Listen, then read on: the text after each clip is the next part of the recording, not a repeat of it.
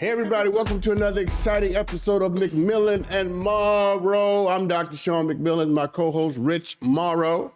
What up? Yes, we do the sublime, the interesting, the ridiculous. And you're gonna be glad you tuned in because we always go on a journey and you're gonna take it with us. Rich is our guide and you'll figure out what I do along the way. So according to Buzz, an Australian man goes on a spending spree after being accidentally transferred a couple's house payment. So a couple was about to make a payment for a house, and a lot of times you have a lot more money in the bank than usual when that happens. You're about to drop a big down payment. Well, an Australian man accidentally got that transfer, and the minute that he got it, took off with it and started spending all that money. It was $1 million. $1 million? Mm-hmm. So he accidentally got the money. Yep. Spent it all. Yep, he bought clothes and over $700,000 in gold. How do you accidentally bullion. send someone $1 million? Somebody got fired. So this was a mistake with the bank? It had to be, yeah. Oh. And Hold on, I'm praying. it says that the couple had... This is called prayer. Dear baby Jesus, please let somebody at my bank make a mistake and send me $1 million. Spend it like this man did. Amen. Go ahead. It says that... So wait a minute. So you're not gonna pray? Oh, amen. I'm so sorry. That's why you ain't blessed. That right there is why you ain't getting in the kingdom. Hey, I feel like I could You be... and Tyler. I know plenty of people that pray for that all the time and still ain't got that neither, so... That's because they ain't got no power. I got power. You got power. My prayers break through. All right, back to the $1 million. So did the man who spent the money get in trouble? Yes, he did. How did he get in trouble? What did he do wrong? He had to plead guilty to 2 counts of dealing with the proceeds of a crime. So, Oh, no, I disagree with that. Somebody sends you $1 million in your bank account that you didn't ask for or solicit or steal. What have you done wrong? It sounds like a blessing. Listen, if I pick up this phone and there's $1 million in my bank account, folks, this show is over. It's finders keepers. No. I'm going to the mall. Okay? Not the mall. I'm going to the mall and I'm going on my Amazon account. They said he bought $700,000 in gold bullion. Now, see, he's smart. He is. This man right here. He was ready for This that. man, see, he had been praying for this. Listen, people, when you plan for your blessing, you know what to do when you get it. Come on now. Don't act like y'all don't hear what I'm saying to you.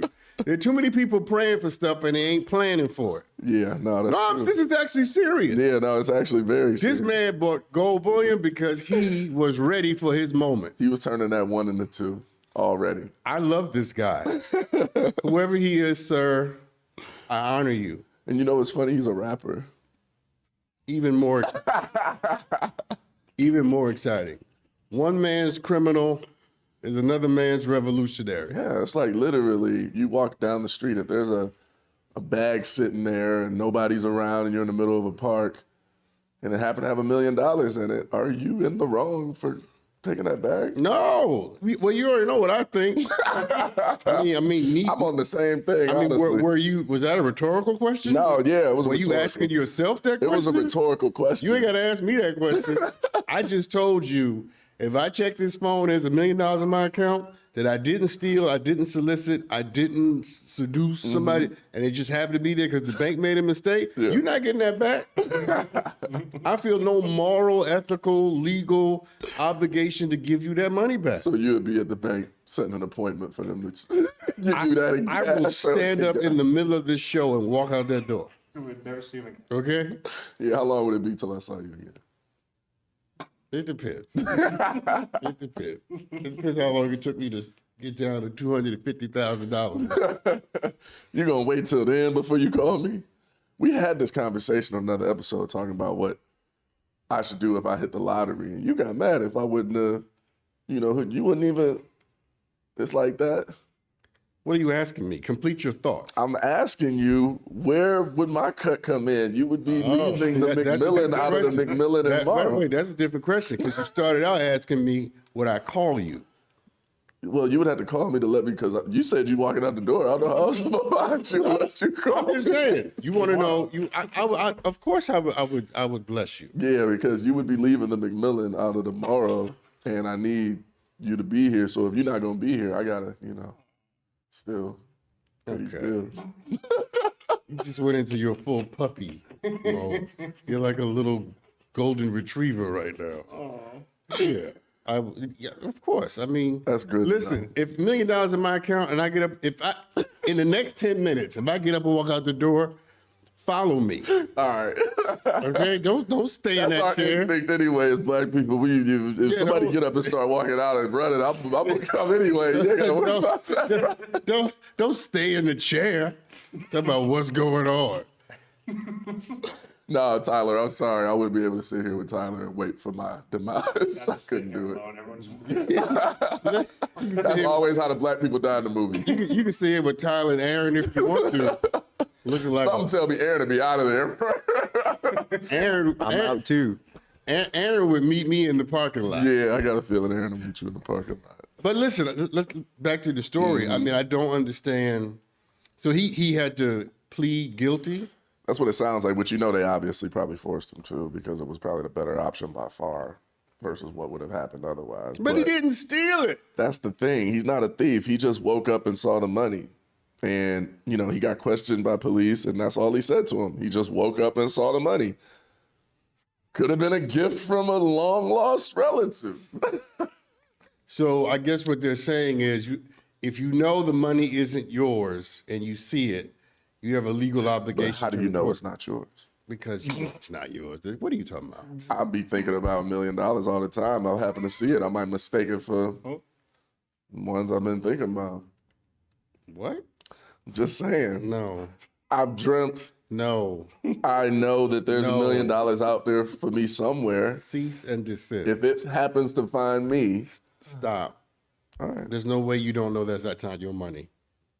Unless you're delusional. I feel like I'm owed $1 million somewhere.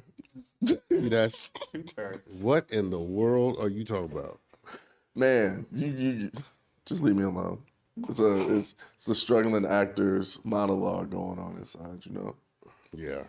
You I mean, I'm all for keeping the $1 million. I'm just what I'm pushing back on is the notion that you don't know that that's not your buddy. Hey, I mean, Okay, we can't be delusional. All right. so you would fess up then? No. So I did not say I would fess up. So if they questioned you, what would you say? I would say some dummy at my bank who don't know what they're doing sent me $1 million So why'd you go on the spending? because it's in my account. Possession is 9/10 of the law. So If it's in my account, it's mine, like everything else in my account. okay, so he shouldn't have been charged.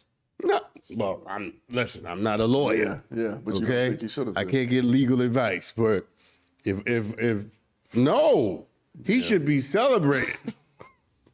No. So I have a question. Would that be considered not reporting a crime then, since you claim if you ever come across this amount of money, and then it's not yours, wouldn't that technically be a failure to report a crime? I think it's a failure to report a mistake. You real sneaky. No, You would find all the ways possible to keep that $1 million. I see. don't hate me because I'm thoughtful. Don't hate the player, hate the game. I got you. Listen, I got you. it was a mistake. The person who did it didn't mean to do it, and I didn't ask for it or steal it. And you didn't mean to spend it either. No, I meant to spend it. No, let's get that straight. I meant to spend it. That was my point. So they might still look at you as guilty too. I mean, they probably would, but I'm just saying, in my personal opinion, in the world that I live in, Yeah. That ain't. with all of the ethical rules bumping into each other, Yeah. I don't think that's a crime. Yeah, me neither. Now, the problem here is this was a couple putting down payment on a house. Yeah. So other people were actually injured. Yeah, and affected by this. Like, that's the problem. You know what I'm saying? Yeah. It's not just the bank willy-nilly, randomly, whimsically sent this guy mistakenly $1 million. This was somebody's payment on their dream. Yeah, and they were a young couple. Right. So that means that takes on a different connotation.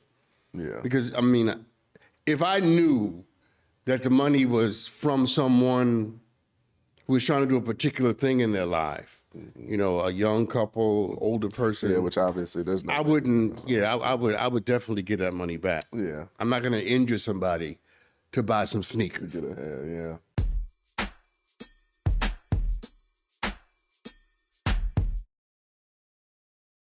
No one does Nosey better than me. Photos. We found 378 photos. He good what he do, because I don't know how he found that. These are years of snooping, okay? I know you nosy too. Head over to Nosey where you can watch full episodes of The Karamo Show and be nosy with me.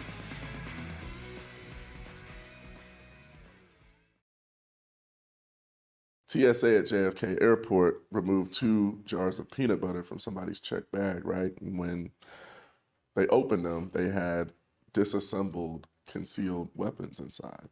Okay. Yeah, so people are trying now to transport guns through TSA, through peanut butter jars, and they're getting caught as if, I don't know how people think that that wouldn't be noticeable. I feel like a gun, even in broken up parts, you could probably tell if it's all in a peanut butter jar.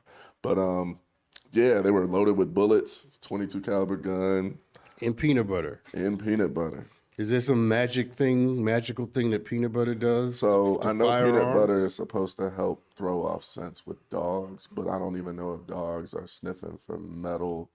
Like Well, TSA doesn't use dogs. I don't know. They use have dogs the too. machines. Yeah, they use the machines as well, but that's what I'm saying. Like, for them to think that they're still getting away with anything by doing it in peanut butter is my thing. Like, it's not like it smells or anything like that. So it's a kind of strange occurrence, but this is at JFK. They got fined, I think, about $15,000 for this, and obviously are facing charges, but I feel like there's got to be a better way.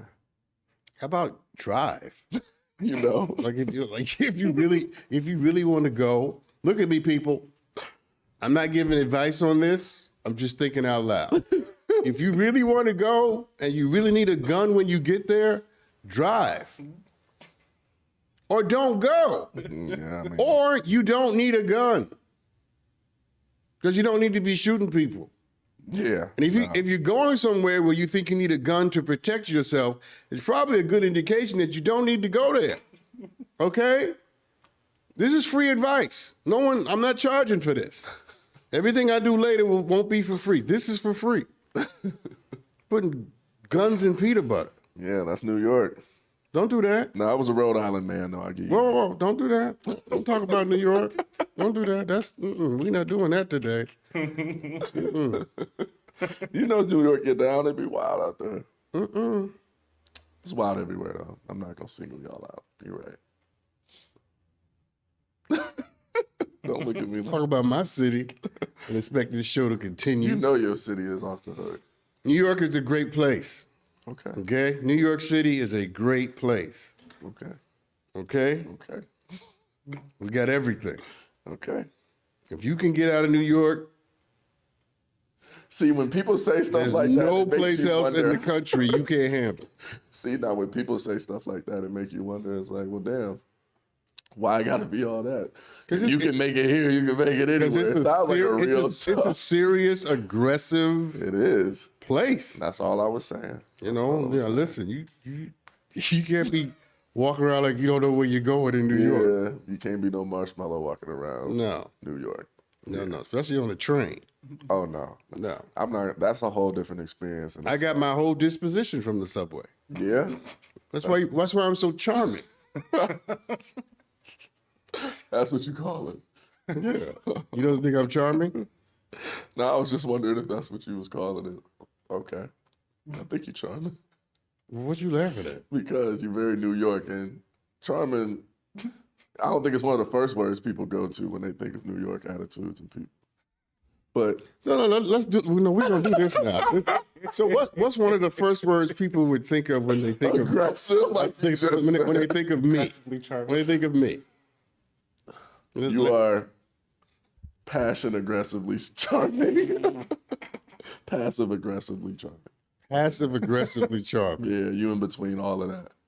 Does such a thing even exist, people? That's you. And it's a conundrum, I know, but you like, you got a seriousness about you, but you also, have a charm about you where it's like, I could bite you. When you see a dog, you're like, I know that dog could mess me up, but he look nice. You know what I mean? But he also got a look where when his owner ain't around, he might look at you and give you a straight face where you don't know if he's joking or not. That's kind of you. You got to kind of be careful. You got to kind of be careful. Yeah. I actually like that. I think people should be careful. I was pretty spot on. What y'all think, people? I think I was pretty good. Yeah, passive aggressively charming. I'll put the charming in there for you. You ready for this next story? Mm-hmm. That's the look. That need to be a meme. That look that you give me every time you just threw with me. Look, there you go again. All right, you ready? Mm-hmm. Another TSA story. Oh, God. So, according to ABC7, you guys TSA, find these stories in bunches? What do you? Hey. You just put in TSA? Don't shoot the messenger, okay? TSA stirs debate after ruling peanut butter as a liquid. Do you think what? That they're wrong for, literally they're trying to say that. This is another peanut butter TSA It's a peanut story? butter story, and we knew that was coming. Literally, I have a note. Do you think it's possible that we can have two TSA stories about peanut butter back to back and still get along, or are you gonna get mad at me for this? What you think? Okay. The passive is about to leave. Well, and the charm. One, you're proving my point. Two, why do you think that they're trying to consider peanut butter a liquid in the first place? Why do you think I want to talk about this? I don't think you want to talk about it, but that's why we're talking about it. I'm not talking about liquid TSA and peanut butter. Okay. I sincerely don't care. Well, another snack that's been added to the list is cheese dip. Do you like cheese dip?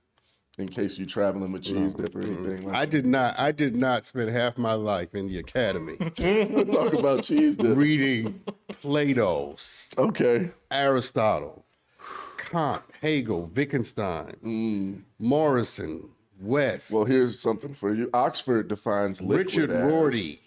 This is what Oxford John Dewey, William James. Is. It's a substance to that sit flows. here and talk about cheese dip and peanut butter. You hear what I'm saying? I did not work this hard to get this far to talk about cheese dip. This is the world that we live in. No. The hell with the world. These are events this is actually an important part. See, at some point in life, you got to draw a line. And that's where you draw it. And you got to say to folks, I'm better than this moment. So when you hit the one peanut butter story, it was getting close to the line. And then the second one, we stepped over it. And now you have the one peanut butter story involved guns. Yeah. That's a little novel. Okay. But no, liquid cheese dip. Hey. I was just warning our viewers out there that if they're traveling with any peanut butter, it can't be bigger than a certain size because it's considered a liquid. Then you had this conversation with them. We're going to move on then, okay? This one should be pretty interesting. I done read the Nick and Machine Ethics 3 times. You want me to talk about Tyler trying to get me cheese dip. strangled with this story. It's not me, okay? Kwesi Wiredu. What does that mean? Who's my favorite philosopher, by the way. Oh, that's a person. Yeah, Kwesi Wiredu is an African philosopher. Okay. Brilliant. He just died. Brilliant. What is he known for? He is an analytic philosopher who has this very unique way of blending the analytic tradition with sort of traditional African thought. So it sounds pragmatic. What do you think? Or no? No, he's not pragmatic. He's analytic. When I think of analytic, I think of somebody breaking something down, at a point where you can see all the parts of it clearly. That was good. For someone who doesn't know philosophy. I mean, I'm a philosopher by nature. Whoa. A little bit. What just happened? I am. When did you become a philosopher by nature? Man, in my thoughts and the way that I perceive the world. See? I said when. Not how. It was before you met me. That's a damn lie. This boy on national TV lying, people. He's lying. Oh man, I think I have philosophical thoughts. I took philosophy in school. Did you? I did. Speaking of school, your school went to the Final Four. We did, and it was a heartbreaking. And you were at the game. I saw the heartbreak in the second row. Yeah. Real You were in the second row? I was with some teammates of mine, and Okay. it was truly special. Yeah. So shout out to FAU, them Owls, Final Four, first one in school history, furthest we've ever been in school history. Well, you So might I want to can't say the whole name because people don't know. FAU, Florida Atlantic. They know now, trust me. We on the map now, trust me. And we going to be back next year too. So, No, you're not. oh, we going to be back next year. No, We're you're going to be back next year. We got all of our starters coming back, but I'm not going to get into all of that because I know you don't care. Nope. Yeah, I know you don't. But thank you for letting me. Just talk like about cheese dip.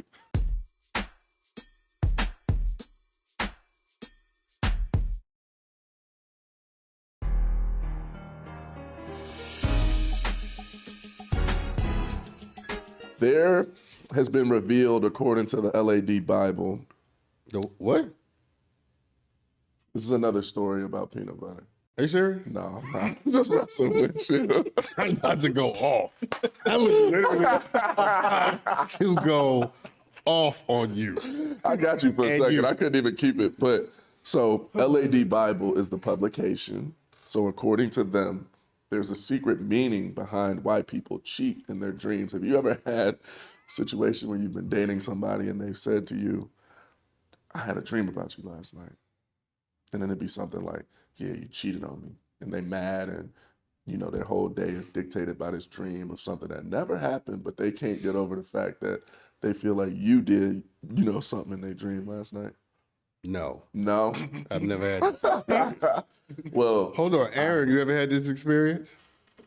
I have. I was going to say I have. That see, intuitively I knew that, which is why I threw to you. You've had this experience? I have. Hold I on. have. You've had this experience? Yes, I have. I'm the only I got one. in trouble for it. I'm the only one. They didn't talk to me the entire I've day. never had this experience. Maybe you haven't ventured into that level of, You Oh, date boy. adults. I'm not apparently. going to say crazy, but level of, I don't know.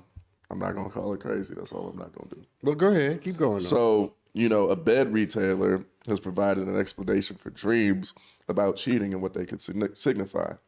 And according to the company, dreaming about cheating doesn't necessarily imply that there's an issue in a relationship, but rather may suggest that something is missing in other areas of your life.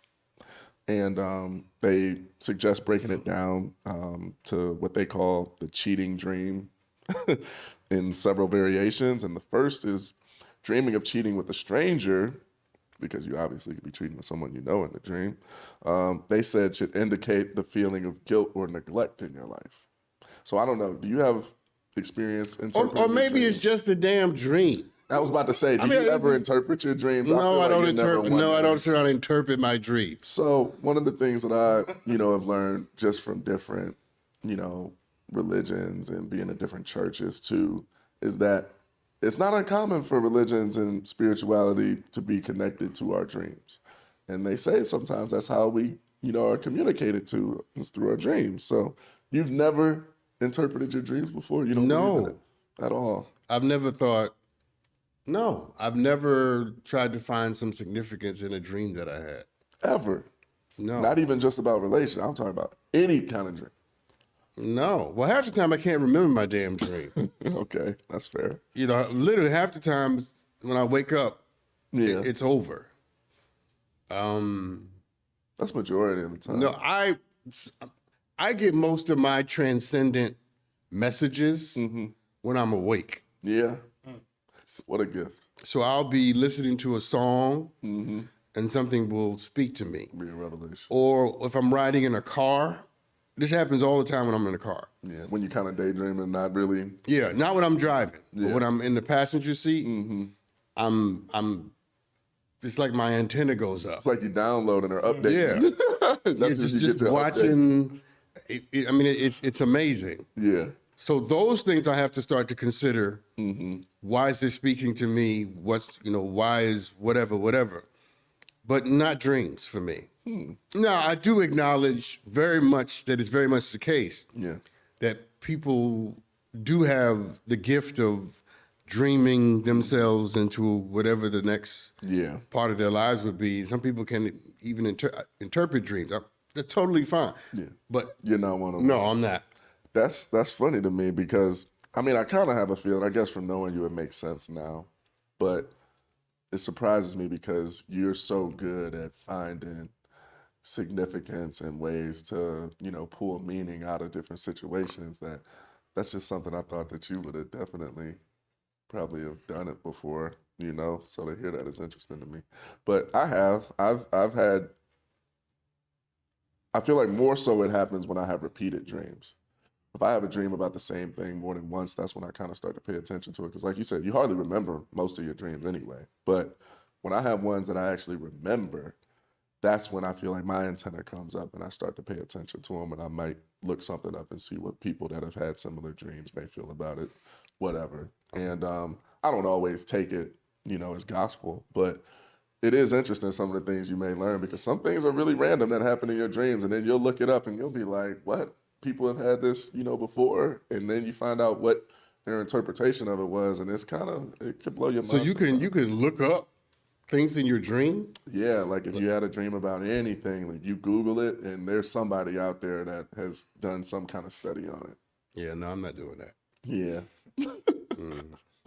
Nope. Hey, to each his own. No, I'm not knocking it. I just, I just that's not how God talks to me. I feel you. Yeah. Not And they say that recurring dreams can sometimes be a cause of stress or discomfort for people, because sometimes they're nightmares, obviously, for people and things of that nature. But I've dealt with anxiety for a good chunk of my life now. And I don't know if that's related to it or not. But when I do have, dreams that I feel like line up with things that are going on in my life, it's kind of hard for me to ignore, because I do look at those as like, okay, maybe this is something that I can learn, and maybe I'm subconsciously having these thoughts because there's a deeper thing going on with me. You know what I mean?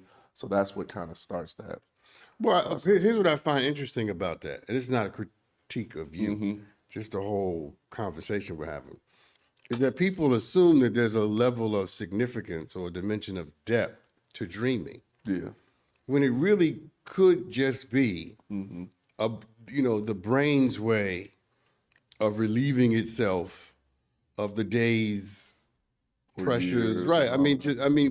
So I guess what's interesting about it is I think there are people who don't even question whether or not the dream is completely insignificant without any, any guidance at all. It's like it's a brain fart. Yeah. Your brain is just sort of saying, let's just get this out. The subconscious is relieving itself of the burden. Yeah. And I'm not saying that that's true. Yeah. I'm just saying, I like that take too. I don't know. I'm not, it's not my thing. So there's a Disney movie, and it's widely considered amongst Disney people that I know that work in the company as one of the favorite movies that they've made. It's called Inside Out. Have you ever seen it? Where it's about a little girl and it has all the different parts of her personality, like joy. Or like her sad. emotions. Yeah, all of I that. actually saw that with my nephew, Great movie. and he cried. It's a real good movie. I was looking at him like, what the hell are you crying for? Well, in that movie, they go over dreams, because they go over everything. Like, I was actually really impressed that they could break this down the way that they did. It's real cool. But one of the parts about the dreams was they treated it as if, your dreams were like Hollywood. And every night, your brain is just putting on these productions to keep, you entertained while you're sleeping. And it kind of goes in line with what you're saying. Like, it could be our brain's way of just, and they had celebrities in there that was made up from your dreams, like your favorite, something growing up or whatever. And, made up creatures and stuff like that. But it's kind of funny when you say it like that, because I'm thinking about it, like, I love that movie. But, I'm sure they did some research before they, put all of this stuff in there, because all the stuff in the movie really did make sense, So it's interesting to me how that works, because dreams are a really complex subject. Some people do things to induce dreams and lucid dreams where they're actually aware in their dreams of what they're doing, which I've experienced before too. But it's kind of wild, huh? Whole different world, right? That you don't care about. I said, you really into this. Yeah, because it's cool. I've had lucid dreams before, and I don't know if you've had it before, but No. it's an exciting thing.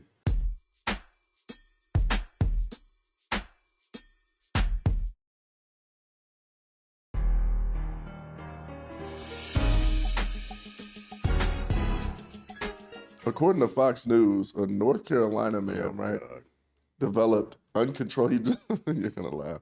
He developed an uncontrollable Irish accent during his prostate cancer treatment, and he's been receiving treatment for his prostate cancer. And in the process of the treatment, mind you, this man's from North Carolina. He's never spoken Irish before a day in his life, but he just developed this accent that, you know, How does that happen? I have no idea. They said it began 20 months into his treatment, and it never stopped until he died. So he's getting treatment for his prostate, Yeah. and he develops an accent in his mouth, And in his brain. there's researchers that have done, you know, autopsy and tried to figure out what's wrong with him, and they believe that his accent change was caused by a paraneoplastic neurological disorder, which they call PND, which can occur when the immune system attacks part of your brain and its muscles and nerves or your spinal cord. And I don't know, I guess it could change the way that you speak. Interesting. That is actually interesting. Yeah. So here's another story similar to it. In 2006, a United Kingdom woman adopted a Jamaican sounding voice after she suffered a stroke. Wow. Right? That's Man, wow. that's Never, good. that, now that's actually interesting. Uh-huh. How people can change, transform, take on a different dialect. Yeah, it's like almost Tonation. Yeah, you become that's and sickness precipitated the change. Yep. And it says there was a report in 2019 by the British Medical Journal that found that most people that reported having a foreign accent had it for 2 months to 18 years. Whoa. Yes, with a mean length of about 3 years. So it was a study of 49 people, and they're calling it foreign accent syndrome. Wow. Right? Never would have knew that existed. So let me ask you this: if you had to take on another accent, which one would you want to take on? I would probably take on a British accent. Yeah, me too. Yeah. Yeah, I think I like the way the Brits talk. Now, It's a little was bit that you smooth. attempting to do a Just British a little accent? bit, but they're a lot more, I feel like, proper, Yeah, that was you know? awful. The proper was good, but everything else was awful. Okay, bro. You just call me bro? No, bro. No, don't do that. Okay, bro. Let me hear yours. You be talking about my accent. I haven't had a stroke, You don't have to have one. and I haven't had whatever he had going on in his butt. I can't do accents. Okay, I'm not an actor. Well, we know one way we can improve your Irish accent. What just happened? What? What's the way I can improve my Irish Go accent? get a prostate exam. They might. Like, He didn't get an exam. He had cancer, treatment. and that's not funny. You going to hell? You know that? No, I'm not gonna lie. That gotta be one of the craziest damn things I've ever experienced in my life. But we're not going into that. That is unreal. Could you stop cursing? Oh, well, they bleep it out anyway. We on But that ain't the Foxhole. point. The whole theme of Foxhole is we speak our truth and how we No, look. no, You hate that term. no, don't do that. Don't do that. No. We tell it like it is, and we don't sugarcoat it or filter it. So if they No. wanna bleep it, No, they gonna stop. bleep it. You sound really. That was on the commercial that I saw in between episodes last So episode. you say everything man. you see in commercials? No, but I'm just saying it fits. It fits nothing. It fits Next nothing. time you cuss, I'm calling you out. Anyway, according to which is ironic that this is the Bangkok Post, but men are advised against masturbating during video calls in Thailand because people have been doing this far too often, and now the police have had to get involved. And Police are warning that men who pleasure themselves during video calls may leave themselves open to blackmail by gangs that are using fake profiles of beautiful women. So a lot of people are getting catfished into doing stuff on video calls, and people are using that to blackmail them for money, and it's becoming an ongoing, growing problem these days. I know. You could take a second. Yeah, What do you think about gangs using fake profiles of beautiful women and setting people up in this way? setting them up to do what? To get set up, the- to send them videos and, do things involving them pleasuring themselves to be able to use as blackmail later on.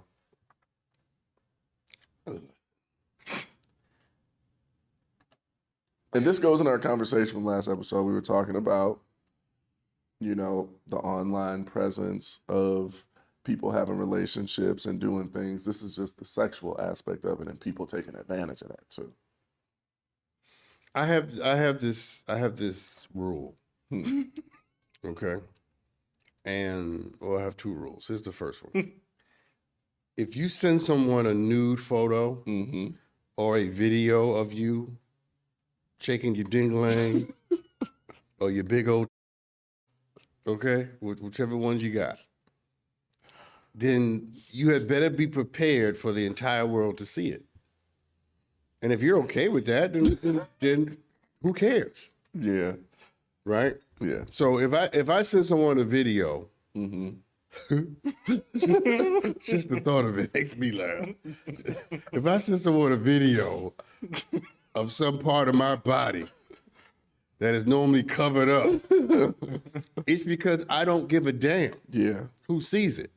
So this is important. Yeah. So what I do is I go to the worst case scenario. Okay. in my Right away. mind. Off the bat. Immediately. Okay. I think to myself, my sister sees it. Yeah, that's the first thought. My son see it. Yeah. Do I care? Do I care? Do I care? Yeah. And if I don't give a damn, Yeah. I send the video. Yeah. But what people do is They don't think about that. people act like no one's ever going to see this, Yeah. and then they get surprised when people see it. Yeah.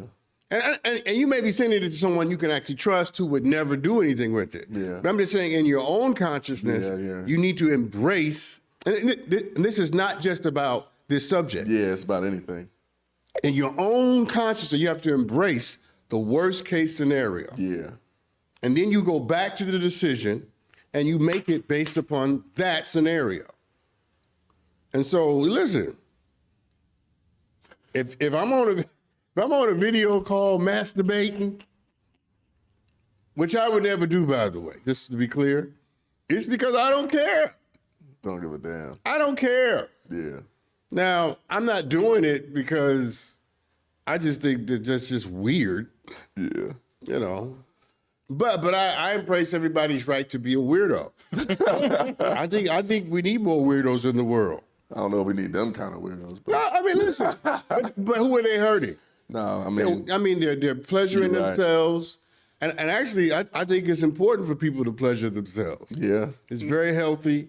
It's something people should do as much as possible because it keeps people from being crazy. 22 seconds. No, I'm serious. Yeah, I hear you. I hear you. More people ought to engage in pleasuring themselves. Because, that backage can be, you don't want to get backed up. And because there's not a lot of pleasure in the world. And sometimes you have to give it to yourself. Okay. And there ain't nothing wrong with that. But I'm personally not going to be on a video call with somebody while I do it. Yeah. Yeah, no, that doesn't interest me. Yeah. It's crazy. People are getting blackmailed. They're blackmailing them by threatening to send them to friends or family. I would say send them to my friends and family. Here are the contacts. No, here's my phone. Send it to them. That really is how I feel about it. Yeah. I'm not even playing. Yeah. I cannot be blackmailed by no nude photo. Yeah, you like. Send it. I don't give a damn. You think I care about what these people think about my naked ass? I don't care. Here it is. You know what I'm saying? But you would not get on a subway naked. I remember that. No, because that's obtuse. That's ridiculous. What are you walking around naked on the subway for? Hey, that's New York for you. Y'all do it every year. Apparently. I mean, that pretends a level of mental health that needs to be addressed. But I'm talking about people holding, because this is actually kind of serious. It's an interesting topic. No, because I'm talking about people holding you hostage because of something you did at a certain stage of your life. Yeah. And that happens a lot. Yes, it happens all the time. Yeah. And one of the things we owe ourselves is to liberate ourselves from the bondage of caring about what people think about us when we were either at our worst, most vulnerable, or when we made decisions that are not in line with who we are now. Now, let me tell you something. Right? You can't hold me hostage. No, I am not. I will not be manipulated by no terrorist spirit. No. Yeah. Yes, I said that. Yes, I did that. Yes, I made that mistake. I'm over it. Yeah. If you're not my problem. I'm moving on. And if you want to tell everybody, tell everybody. I don't care. Yeah. No, I don't. Yeah, I feel you. Because I embrace all of who I am. I embrace it. You got to in today's day. Yeah. Yeah, people will take advantage of it. Yeah. People will, as is the case in the story, they will blackmail you. Yeah. I'm going to tell everybody. Go right ahead. Go right ahead. What a world we live in.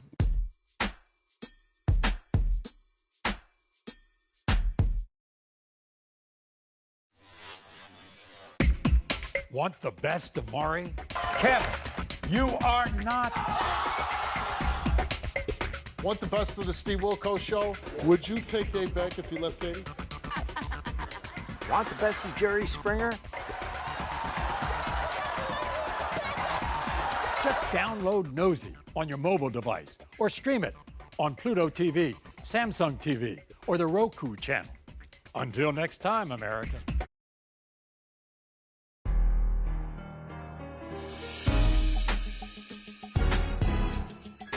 Okay, so according to Out There, Colorado, there's a situation where a public library has been getting pumped with methamphetamine. Okay. And the levels are, getting kind of out of control. It's higher than it should be. And it had to close because it was getting pumped through the air ducts. And according to the release, there had been a spike in reports of people that were smoking inside the bathrooms of the library. And on 2 occasions, city employees had to be evacuated for symptoms that were consistent with exposure to meth fumes or residue. So imagine you in the library, one of your favorite places, you reading Toni Morrison, and all of a sudden, you start getting the effects of being on meth. This ain't just like a soft drug. This is like 0 to hero. Like you going from never doing hardcore drugs to now you getting pumped with meth. And it's because people are in the bathroom smoking it. And it's going through the... Yeah, and I don't mean to laugh because that's a serious situation. I don't think anybody died or anything like that. So it's, everybody's okay. But yeah, it's kind of wild, huh? People smoking meth in bathrooms in Colorado. What's going on in Colorado? It's in Boulder. You ever been to Boulder? No. I thought Boulder was a real nice city too. Okay, stay focused. I know that's where the college is. That's what I'm saying. Maybe it could have been college students. I don't know. But people are, College students, they're out smoking meth? I don't really know no meth smokers, but I'm sure some of them might be in college. They went to college to do that? They could have stayed home. People be doing all kind of stuff in college you wouldn't believe. Not meth. Who knows? I'm sure somewhere. No one died though, so that's good. But yeah, it's an epidemic out there, and it just... Wait, this is happening in more than one library? Yeah. The library director said this is a truly sad situation and represents the impact of a widespread epidemic in our country. Not that I'm saying this probably in particular has happened in a library, but... People smoking meth? Yeah. Oh, well, yeah. But it's crazy that, it could get through the air ducts like that and have that effect on people too. It's not crazy at all. You've been in somewhere somebody smoking weed? I don't think I notice it as much or mine, so I don't get high from just smelling somebody else smoking. Okay, we're not gonna go. I was gonna say it just take more than that. We're not gonna go into anything about you personally. Okay, we're not gonna do that. Yeah, but But what I'm saying is, it's very noticeable. yeah. If someone is somewhere smoking weed, you may not be able to get high from, but you can smell it. Yeah. Right. Yeah. And I guess meth, because it's an actual drug, right? A real drug. Hardcore. It doesn't surprise me that it goes through the vents and all that, and then I guess I don't know. I've never seen nobody obviously smoke meth, so I'm like, yeah, but well, I don't know how much smoke it produces or anything like that, but it seemed like it would. Sounds like it's a lot of smoke for it to, affected people in the library. I imagine the library being big. listen. Yeah. If I was at a library, somebody's in there smoking meth, and I ended up getting high, You would sue the hell out of them, huh? it would not be a good day for the library. I don't know what you would do. That would be interesting. Let me ask you this: you may not know. Is meth like crack? If you do it once, you're addicted forever. That's what I've heard. It's one of the more addicting ones, kind of like heroin, crack, meth. I think they all in the same. I can't do drugs. Yeah. I can't. I don't like not being in control. Yeah, there's a not my limit thing. that I feel like can definitely be crossed, and that's way past my limit. So. No. Yeah, I'm not saying no. Yeah. I'm just saying. You're just thinking about it. Like it's not my thing. Yeah. And I've never been much of a drinking person or a drug person. Yeah, you just like being in control of yourself. That's never been my thing. And it's a healthy, obviously, I feel like, situation when you can find your pleasures and vices in life in ways that aren't that. Well, again, I have this way of thinking about things, and I go to the worst case scenario. That's So what I do. I'm trying to help you. You are. And When you're about to make a decision, go to the worst case first, and then decide if you can live with that. Yeah. If you can live with that, then the decision becomes more in line with what you're prepared to accept. True. I'm not prepared to be no crackhead. Yeah. I'm not prepared to be in no bathroom shooting up. You know what I'm saying? Yeah. So in my mind, when I go to the worst case scenario, that's not acceptable. No. No, I'm not doing that. Yeah. It's not acceptable. When you put it like that, it ain't no way. It's not acceptable. And I'm trying to get more people, because listen to me, Aaron, I'm trying to help you too, because you're young. All right? When a lot of people make decisions, they only think about the best case. Yeah. Not How this is going to be amazing, how this is going to work out great, right? And then they make that decision based upon the dream, right? The fantasy. But what you forgot to consider is the opposite of that. And what I do is I consider both of those things. Yeah. I say, this might be great, this might be really, and then I go, wait a minute now. This might not work out. How bad could this get? Right? Yeah. And if I can live with the worst case scenario, then it's worth it to me. Feel that. And if I can't, I don't do it. It's like the quote, hoping for the best but preparing for the worst. No. It's not like that. No. This is why I gotta help you. It is not like the quote, hoping for the best, preparing for the worst. It is hoping for the best, avoiding the worst. But you're prepared for it if you're aware of it by No, thinking you're not about it. prepared for it. By being aware. You don't participate in it. You don't do it. You avoid it. Because you don't, this is a great story. I thought the quote fit. I know. I know. Because you don't want something to ruin what it is you've been working and building. You right. All your, half your life. You right. You right. You know what I'm saying? Yeah. You got this one little thing and this one little moment with this one little person with this one little thing in their hand. It could cost you everything. And it costs you everything. Yeah. You've been building your life for 20, 30 years, and you're going to turn it over for that? Yeah. The devil is a lie. Can't be doing that. I'm not doing that. All of us are addicted to something. Yeah. We all are. And it's about acknowledging and being honest about the truth of whatever it is you're addicted to, right? And being in conversation with it in such a way that you can either overcome it or manage it. Yeah. See, I'm not doing heroin. I'm not doing meth. Yeah. But I'll do a carbohydrate. You put some pizza in front of me and watch what happens. I'll do a carbohydrate. And that's my addiction. Right? That's my addiction. That's the area where I need to grow. That might be the first time meth, heroin has been in the same sentence as carbohydrate. That's because people don't think as well as I do. It's not my fault that I'm a... His drug is carbohydrates. You know. That's what I'm saying. But most of the people watching, your drug of choice probably, without even realizing it, is sugar.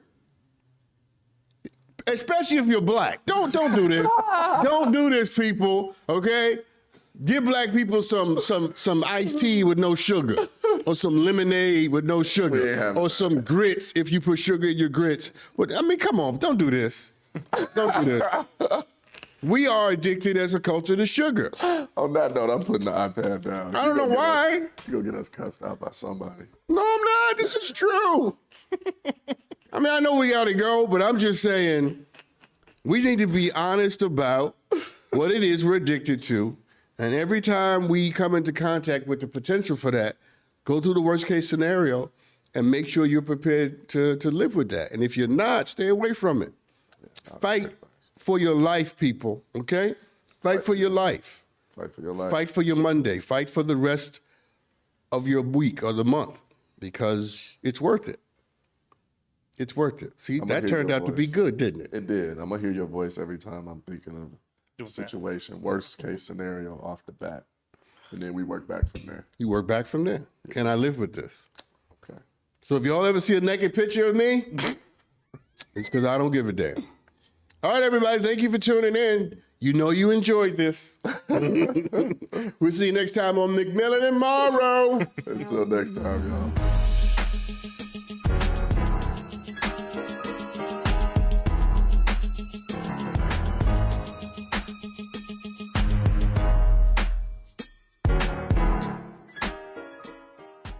Hey, everybody on the YouTube. Thank you for tuning in. If you like what you see, make sure you like and comment and share, because we got to spread the joy, people. That's how it goes.